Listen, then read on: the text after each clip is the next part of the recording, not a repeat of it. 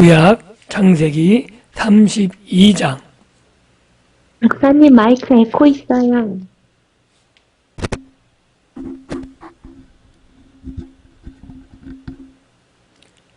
에코 있어요? 이제 없어요. 창세기 32장 26절 27절입니다.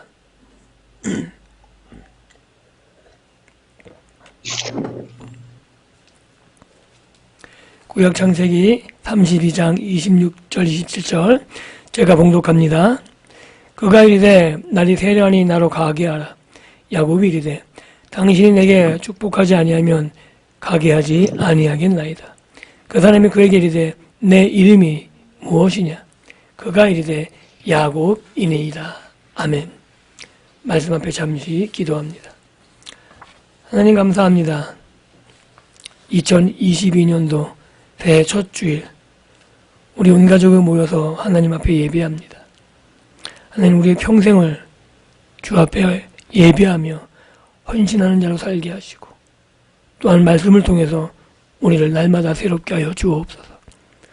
오늘도 종의 입술을 통해서 들려지는 말씀이 우리를 새롭게 하실 말씀이 되게 도우시고 이 말씀을 통해 하나님 아버지의 마음을 알고 우리를 하나님 앞에 거룩한 산 제물로 드리는 복된 이 시간 되게 하여 주옵소서.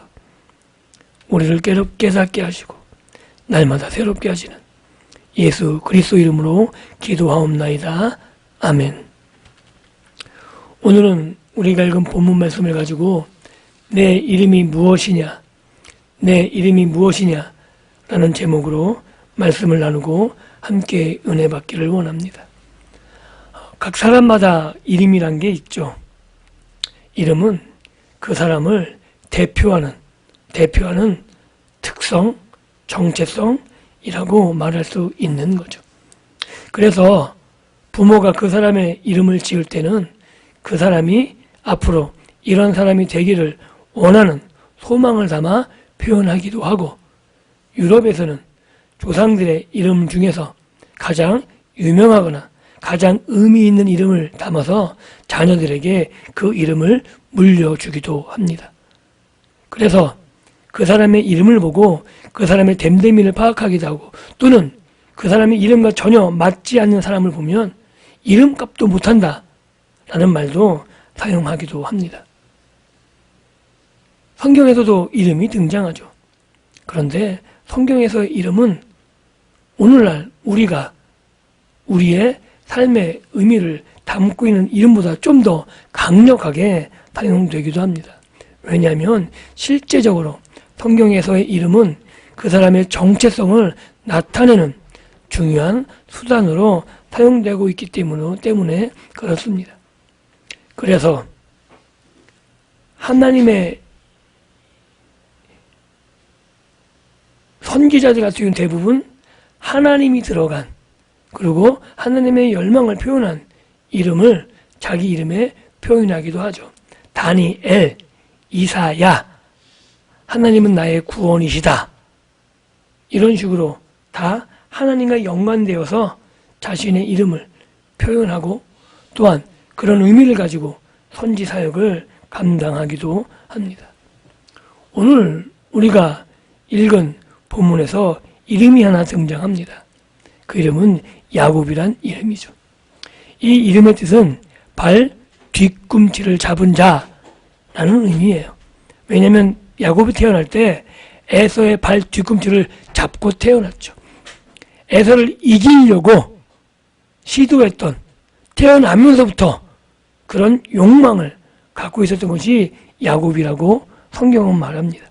그래서 이 이름이 어떻게 쓰이냐면 속이는 자, 경쟁에서 이기고 싶은 욕망을 온전히 표현하는 그런 의미로 사용됩니다. 그에 반해 에서는 붉은 자예요. 혈기왕성함의 표현이죠. 그래서 이 에서는 남자다움의 상징이고 그 이름대로 밖에서 사냥하는 자로 그래서 많은 사람에게 부러움을 받은 건강한 삶을 살아갔음을 성경을 통해서 확인할 수 있는 겁니다. 그럼 야곱, 이 야곱의 이름처럼 그의 삶이 어떤지 한번 살펴보기를 원합니다. 이 야곱은 발 뒤꿈치를 잡은 자, 속이는 자라고 말했어요. 그런데 실제로 야곱은 가족들과 삶 속에서 형 에서를 두 번이나 속이죠. 첫 번째가 장자의 명분을 빼앗을 때. 이거는 장자의 명분은 빼앗을 수 있는 게 아닌데 팥죽 한 그릇에 에서가 시장길을 못 찾는 혈기왕성한 성격을 이용해서 장자의 명분을 사버립니다. 그리고 아버지를 속이고 형을 속이고 장자의 축복권, 아버지에게서 축복을 야곱이 빼앗죠. 그래서 에서가 나중에 들어와서 이삭에게 축복을 빌어달라 그럴 때 에서가 앞서서 받아간 자가 있다라고 말할 때 에서가 말하죠. 야곱의 이름이 합당하지 아니하나이까. 이미 그가 나에게서 장자의 명분도 뺏고 이제 아버지에게서 내 축복을 빼앗았다고 하염없이 울어버렸던 그 성경의 이야기를 우리는 기억합니다. 이게 야곱의 인생이었고 인생에서 자기의 성격을 보여준 야곱의 삶, 이것이 이름에서 나타난 야곱의 정체성이라고 말할 수 있는 겁니다. 그런 자기 욕으로 가득 찬 야곱, 어떻게 해서든지 자기 힘으로 무엇을 얻어보려는 야곱. 그러나 실제로 야곱이 이렇게 자기 힘으로 노력하지 않아도 하나님이 이미 예언하셨죠. 에서와 야곱을 배웠을 때 하나님이 분명히 이삭과 리브가에게 말씀하셨어요. 큰 자가 작은 자를 섬기리라. 그런데 야곱은 그것을 어떻게 해요? 자기 힘으로 쟁취하려고 했던 그 모습을 보여주고 있는 겁니다. 그런 야곱에게 하나님은 그를 떠나지 않고 지켜보고 계시죠. 약속을 기억하시고 끝까지 지켜보고 계셨던 것을 어떻게 알 수 있냐면 야곱에게 위기가 찾아와요. 아버지를 속이고 형을 속이고 축복을 빼앗았을 때 에서가 벼르죠. 아버지가 곡하는 날 내가 야곱을 죽여버리겠다고 위기 순간이 찾아옵니다. 그걸 리브가가 듣고 야곱을 외삼촌에게로 보냅니다. 그 위기의 순간에 하나님이 야곱에게 찾아오시죠. 그렇게 하나님이 찾아오셔서 아브라함에게 이삭에게 했던 그 약속의 말씀을 야곱에게 동일하게 하세요. 내가 너를 지키고 내가 떠나지 않겠고 내가 너로 장성한 아주 거대한 민족을 이루게 하겠고 이 약속을 야곱에게 말씀하십니다. 즉 언약을 맺고 계시는 거죠. 그렇다면 야곱이 아브라함과 같이 이삭과 같이 하나님과 신실한 언약을 맺으면 되는데 야곱의 반응은 할아버지 조부 아브라함과 아버지 이삭과는 전혀 다른 반응을 보입니다. 뭐라 그러냐면 나를 평안히 돌아오게 하시면 조건을 거는 거예요. 그렇게 나를 평안하게 돌아오게 하시면 그때야 나의 하나님이 되실 것입니다. 그리고 그렇게 하시면 내가 11조를 드리겠습니다. 즉 하나님이 나를 책임지시면 나를 부하게 만드시면 하나님이 약속하신 말을 온전히 이루시면 그제서야 내가 확인하고 내가 하나님의 이름을 부를 것이고 그리고 내가 하나님께 11회를 드리겠다고. 이것이 모두 하나님의 은혜였다고 그때 내가 고백하겠다고 말하는 거죠. 이게 야곱이라는 거예요. 즉 야곱은 자기의 경험을 의지해서 하나님을 확인해 보겠다고 말하고 있는 거죠. 그리고 나서 라반에게 의탁해서 자신의 삶을 살아갑니다. 그 라반에게 있어서의 삶도 야곱이 정체성을 자기 이름의 정체성을 그대로 보여주는 거예요. 자기가 원하는 것을 얻기 위해서 끊임없이 노력해줘. 라헬을 얻기 위해서 레아도 부수적으로 취하게 되지만 결국 무엇을 얻기 위해서 라헬을 얻기 위해서 14년 동안 봉사해요. 그리고 자기 재산을 위해서 또 라반에게서 6년 동안 일을 하죠. 그러면서 라반의 재산을 자기 재산을 확보하기 위해서 하나님의 은혜를 구하는 것이 아니라 자기 꾀를 그리고 그 당시에 관습적으로 내려오는 목동의 이야기를 듣고 점이 있는 것, 알이 없는 것을 내기 위한 방법들을 다 사용하는 야곱을 우리는 성경을 통해서 확인할 수 있는 겁니다. 훗날에 하나님의 도우심을 고백하지만 결국 야곱은 자신의 계략, 자신의 경험을 포기하지 않습니다. 그리고 그 과정 가운데 하나님의 이름을 한 번도 부르지 않습니다. 결국 라헬을 얻고 자기 재산을 늘리는 건 어디까지나 누구의 힘으로? 자기의 힘으로, 자기의 성취로. 즉 야곱 이름의 정체성처럼 발 뒤꿈치를 갖는, 경제에서 이기기 원하는, 남을 속여서라도 끝까지 자기가 원하는 것을 얻어내는 그 이름의 정체성대로 살아갔던 야곱임을 우리는 알 수 있는 겁니다. 그에게 또 위기가 찾아옵니다. 어떤 위기가 찾아와요? 라반의 안색이 변하는 거죠. 라반의 자녀들도 예전과 다른 거예요. 그래서 위협을 느껴서 고향으로 돌아가고자 할 때 하나님이 말씀하시죠. 돌아가라. 내가 너와 함께 하겠다. 그리고 돌아가는데 장애물이 있어요. 왜냐하면 에서를, 자기를 죽이려고 했던 에서의 마음이 어떤지 확인할 길이 없거든요. 그래서 어떻게 해요? 예물을 먼저 보냅니다. 예물을 보내요. 에서의 마음은 누구 쓰리려고. 근데 에서에게 갔다 왔던 사람들이 보고해요. 400명이나 함께 온다고.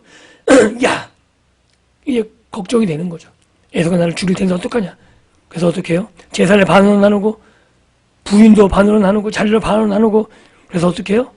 에서가 한쪽을 치면 한 무리와 함께 도망치겠다는 거죠. 그리고 더 놀라운 것은 자기가 앞서 나가서 맞는 게 아니고 자녀들을 앞서 보내고, 부인도 앞서 보내고, 재물도 다 앞서 보내고 자기만 남아요. 대단하죠. 당당하게 에서 앞에 자기가 서서 자기가 해결하는 것이 아니라 다 앞에 보내고, 결국 자기 혼자 남아서 전전긍긍 하고 있는 이 상황이 야곱인 거예요. 자기의 경험과 자기의 지혜, 자기의 깨로서 이 상황을 어떻게든지 타개해보려는 그 위기 상황에 다시금 하나님께서는 야곱을 찾아오십니다. 즉 하나님은 한 번도 야곱을 떠난 적이 없으신 거죠. 하나님 이름을 한 번도 부르지 않았고 자기의 힘과 자기의 경험만 의지했건만 하나님은 그를 지금도 지켜보고 계셨다는 거예요. 아브라함의 언약과 이삭과의 언약을 기억하시고 야곱에게 했던, 하나님께서 야곱을 붙잡으셨던 그 말씀 그대로 야곱에게 찾아오십니다. 그리고 야곱에게 씨름을 거시는 거죠. 이 하나님의 은혜가 놀랍지 않습니까? 야곱이 하나님을 찾은 게 아니에요. 하나님이 야곱을 찾아와서 씨름을 걸고 계십니다. 그리고 씨름하는데 이런 표현이 나와요. 자기가 이기지 못함을 보고. 하나님이 야곱을 이길 힘이 없으시겠습니까? 그럼에도 불구하고 이런 표현이 나오는 거죠. 즉 야곱이 이제까지의 정체성, 야곱의 이름대로 산 그 삶, 야곱의 고집, 야곱의 집념, 이것을 버리지 않았다는 아주 강력한 표현인 거예요. 어찌할 수 없는, 도저히 버려지지 않는 야곱의 성향, 성품, 자기의 강함, 이것을 하나님이 깨뜨리기 위해서 이제는 방법을 사용하십니다. 그 방법이 뭐예요? 야곱의 허벅지 관절을 치는 거죠. 옛날 말로 하면 환도뼈를 치셨다는 거죠. 그래서 야곱이 육신이 무너져 내려요. 예전에 육신하고 요새 육신 차원이 있죠. 예전에는 육신이 자기의 전 재산이라 말할 수 있어요. 왜냐하면 자기의 힘이 그 당시에 유일한 무기였고 자기와 자기 가족을 지키는 가장 강력한 무기가 자기의 육신이에요. 그 육신이 무너져 내리는 거죠. 가장 중심적인 환도뼈를 침으로써 이제 자기 자신을 의지할 그 어떤 것도 존재하지 않게 만드신 겁니다. 자기를 의지했던 야곱, 자신을 의지하지 못하게 하나님이 만들어 보시죠. 그렇게 자기가 무너지자 그제서 야곱은 뭐라 그래요? 하나님과 씨름해서 하나님을 이겨먹으려고 했던 그 상태에서 자기가 무너졌음을 깨닫자마자 메어 달리는 거죠. 나에게 축복하지 않으면 내가 보내지 않겠다. 이제 의지할 곳이 없거든요. 이제 의지할 곳은 나를 이렇게 만든 당신뿐이 없다고. 당신이 나에게 복을 주지 않으면 내가 이제 누구를 의지하고 내가 무엇을 의지해서 살아갈 수 있겠냐고. 이제 에서를 만나야 되는데 수많은 앞길에 나의 가족과 자녀들을 내가 지켜야 되는데 그래서 메어 달립니다. 그때 하나님께서 야곱에게 물으시죠. 내 이름이 무엇이냐? 하나님이 야곱의 이름을 모르시겠어요? 하나님이 야곱의 삶을 지켜보고 계셨고 위기 때마다 찾아오셨는데 그 이름을 모르시겠습니까? 아는 거죠. 알고 계세요. 그런데 하나님이 이렇게 물으시는 건 야곱에게 깨닫게 하시는 거죠. 내가 누군지 아느냐? 내 이름의 의미를 알고 있느냐? 내 이름대로 내가 살았던 삶이 어떤 삶인지 알고 있느냐?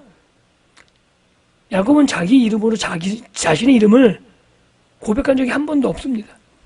어떻게 보면 부끄러움 이름이 있을지도 몰라요. 그런데 그 이름이 자기 이름대로 자기를 지켰던, 지탱했던 유일한 힘이 되었을지도 모릅니다. 그런데 자기 육신이 무너지고 나서야 이제 고백하는 거죠. 내 이름이 야곱입니다. 자신의 이름을 자신의 이름으로 자기의 정체성으로 하나님 앞에서 처음 고백하고 있는 거죠. 자신의 삶을 돌아보면서 나는 속이는 자였다고. 나는 내 힘으로 내 성취를 이루려고 지금까지 애써왔던 자라고. 하나님을 의지하지 않고 하나님은 알고 듣고 있었지만 하나님과 관계없이 여기까지 살아왔다라고 야곱이 고백하고 있는 겁니다. 내 이름은 야곱입니다. 그 고백 앞에서 하나님이 야곱을 새롭게 하시는 거죠. 어떻게요? 이제 내 이름은 야곱이라 하지 마라. 이제 너는 너를 의지할 수가 없다. 이제 너는 너를 의지하는 삶을 살지 말라는 거예요. 내 이름을 야곱이라 하지 말라. 내 이름을 이스라엘이라. 내가 하나님과 싸워 이겼다. 정말로 이긴 건가요? 하나님이 치셨잖아요. 하나님이 무너뜨리셨잖아요. 그런데 하나님이 이렇게 말하는 거예요. 하나님께서 이김을 주신 자다. 너는 내가 너에게 이긴 승리를 주는 사람이다. 내가 가는 곳마다 내가 너에게 승리를 주겠다. 하나님 앞에서 승리한 자로, 사람들 앞에서 승리한 자로 누가 함께 하셔서? 하나님이 함께 하셔서 내가 그렇게 너를 만들어주겠다. 너의 정체성이 바뀌었다라고 말하고 계신 거죠. 자신을 의지하는 자에서 하나님이 승리를 주시는 자로, 하나님이 함께 하시는 사람으로, 하나님이 돕고 계시는 자로 내가 너와 함께 하겠다고 하나님이 말씀하고 계시는 겁니다. 그러고 나서 이 이야기 맨 끝에 이렇게 이야기합니다. 야곱이 다리를 절었더라. 이 씨름 후에 야곱이 바뀌어요. 몸이 무너진 증표로 뭐가 남아요? 다리를 절어요. 야곱은 다리를 절 때마다, 다리를 절면서 위기의 순간마다 무엇을 떠올렸을까요? 약복강가에서 씨름하던 하나님을 떠올리지 않았을까요? 늘 기억이 새로웠겠죠. 자신의 정체성이 바뀐 사람임을, 하나님이 이제 내가 내 육신은 무너졌지만 내 힘을 의지할 수 없지만 하나님이 이김을 주시는 자로 내가 살 수 있음을 늘 새롭게 인식하지 않았을까요? 나는 내 힘으로 사는 것이 아니라 나에게 이김을 주시는 하나님으로 말미암아 산다라는 그 고백의 인생을 야곱이 살아가고 있음을 우리는 그 이후의 삶을 통해서 확인할 수 있는 겁니다. 사랑하는 성도 여러분, 하나님이 야곱에게 찾아오셔서 물으시는 것처럼 오늘 우리들에게도 물으시죠. 내 이름이 무엇이냐? 하나님이 아니라 그 다른 무엇을 의지하고 나 자신을 의지하면서 내가 여기까지 살아왔다면 우리의 정체성은 야곱이라고 말할 수 있는 겁니다. 하나님을 알고 있지만 여전히 나의 경험을, 나의 지식을, 세상의 경험들을 의지하고 살아가고 있다면 나는 야곱이라고 말할 수밖에 없는 거죠. 하나님의 질문, 내 이름이 무엇이냐? 이 질문 앞에 하나님이 아니라 다른 것을 대답할 수밖에 없다면 우리는 야곱이라고 고백할 수밖에 없는 겁니다. 이런 우리의 삶에 야곱을 끝까지 지켜보셨던 하나님처럼 오늘 우리를 끝까지 지켜보시고 위기의 순간에 야곱에게 찾아오셨던 하나님처럼 위기의 순간에 우리를 찾아오시는 거죠. 이것이 하나님의 은혜입니다. 나 자신을 의지하는 삶을 방치하지 않으시고 나를 무너뜨리시는 거죠. 그것이 하나님의 은혜인 거예요. 야곱이 자신이 무너지지 않고 사는 것이 은혜가 아니라 복이 아니라 그렇게 무너져서 자신을 의지할 수 없게 만들었던 것, 이것이 은혜인 거죠. 왜냐하면 하나님이 앞서서 야곱이 앞서서 나가서 그의 삶을 책임져 주시거든. 이게 은혜가 아니겠습니까? 하나님을 의지할 수밖에 없게 만드신 하나님이 오늘 우리 삶에 찾아오셔서 예수 그리스도로 말미암아 우리를 새롭게 하시는 거죠. 우리의 언약을 맺으시는 거죠. 그것이 인생의 실패였건 병이었건 아니면 여러모로 하나님 우리 삶에 간섭하셔서 하나님을 고백하게 하시는 거죠. 이것이 하나님의 은혜입니다. 하나님만을 의지할 수 있게 하는 것이 하나님의 은혜입니다. 그래서 아플 수 있지만 하나님보다 더 의지하고 사랑하는 것이 있다면 하나님이 끊어버리시는 그러한 일도 하나님이 행하실 수도 있는 거죠. 사랑하는 성도 여러분, 그것은 우리를 하나님이 괴롭게 하시기 위함이 아닌 거죠. 야곱의 환도뼈를 치신 것, 이것은 하나님이 야곱을 괴롭게 하신 것이 아니라 야곱이 그렇게 해야만 바뀌었기 때문에, 그렇게 해서 야곱을 바꾸셔야 했기 때문에 그를 사랑하셔서 그에게 그런 고통을 허락하신 겁니다. 그와 마찬가지로 하나님은 오늘 우리를 새롭게 하기를 원하십니다. 예수 그리스도의 피로 우리를 새롭게 하기를 원하고 계시는 거죠. 우리를 만나시고 우리를 새롭게 하심으로 우리의 인생이 바뀌어지기를 원하십니다. 그래서 야곱이 다리를 저는 것으로 하나님의 만남을 기억했듯이 우리 안에 하나님의 역사를 기억한 사건들을 하나님이 일으키십니다.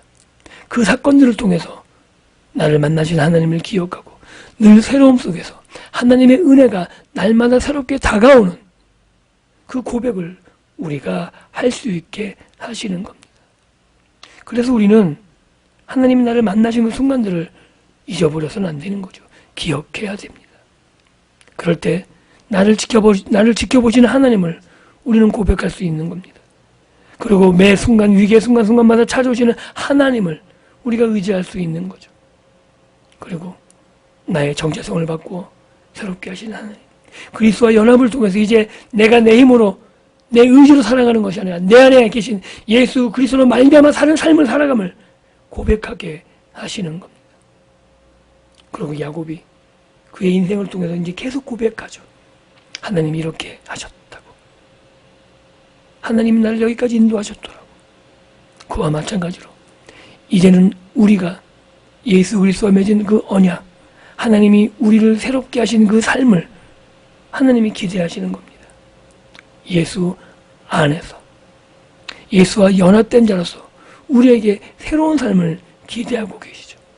우리의 입을 통해서 하나님이 하신 일들을 증거하고 자랑하며 예수 그리스도를 통해서 우리에게 이루신 일을 증거하고 자랑하는 삶을 살아가기를 원하시는, 그리고 그 삶을 통해서 예수 그리스도가 증거되어지고 예수 그리스도의 복음의 증거를 통해서 하나님 나라가 확장되는 그 놀라운 삶을 우리에게 기대하십니다. 이런 삶을 살아가시면서 오늘도 우리에게 늘 찾아오시고 우리의 이름을 물으시면서 우리를 늘 새롭게 하길 원하시는 하나님과 믿음의 교제를 나누시고 늘 아름다운 신앙의 고백으로 우리의 삶을 살아가는 믿음의 복된 삶이 될 수 있기를 주님의 이름으로 축복합니다. 기도합니다. 하나님 감사합니다. 사랑하셔서 오늘 우리를 방치하지 아니하시고 우리를 지켜보시며 찾아오시고 우리를 새롭게 하시는 하나님 앞에 감사와 찬양과 영광을 돌려드립니다.